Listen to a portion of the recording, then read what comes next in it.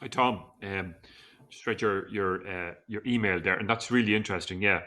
So this is where I now I'm recording this to you on my Screencastify, and but this is the command that I used to record my audio feedback. Okay, on that. Now here's the record video, and the difficulty with this one, as far as I can see, is that all it does is record me live, but I can't get access to the screen.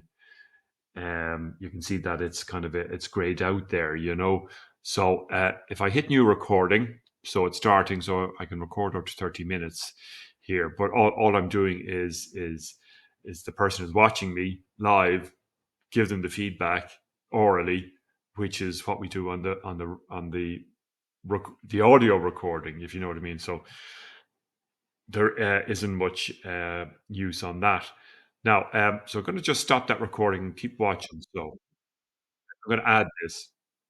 So its title is uh, test one. Okay, audio language is this one here, and into okay, and add.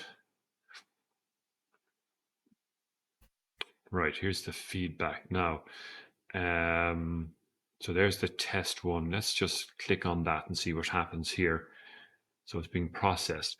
Now, what I think we could do, all right. So I don't think that's hugely useful, to be honest with you. What is very useful is what I'm doing with you now, is using my Screencastify.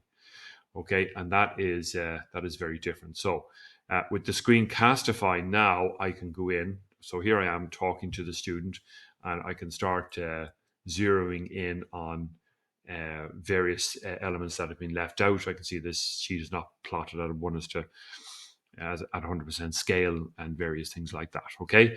Um, but with Screencastify, what happens is that it gets saved, and it gets saved to a Google Drive. Okay.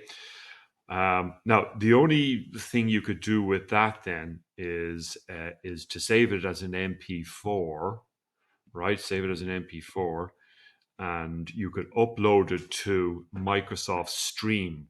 So you could create a channel in Microsoft Stream and upload that MP4 and direct. You can actually create a link, then send the link to the student, and the student gets can actually watch that via Microsoft Stream. Now, the advantage of that is that Microsoft Stream is inward looking as part of the MS365 suite. Okay, and you probably want to see that. Let me see if I can. I'll bring up Microsoft Stream here.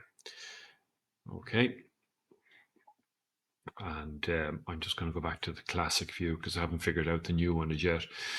So what I've done is I've created various channels here, my content, my channels, and you can see here's channel, and I've got lots of videos in here as well.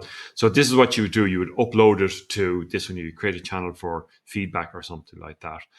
And then once it uploads and whatever else, you can actually create a link. You can email that link to the student if you want to do it. Now, it's a bit round the houses and convoluted in one sense, you know, whether it's worth doing it. Probably might be in terms of the value of the recorded video feedback as opposed to the written feedback, and the audio feedback. It gives an extra dimension to that as well.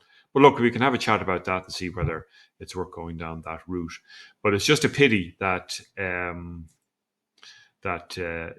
using this uh, button here is that great that we can record it, but we just can't get access to this here.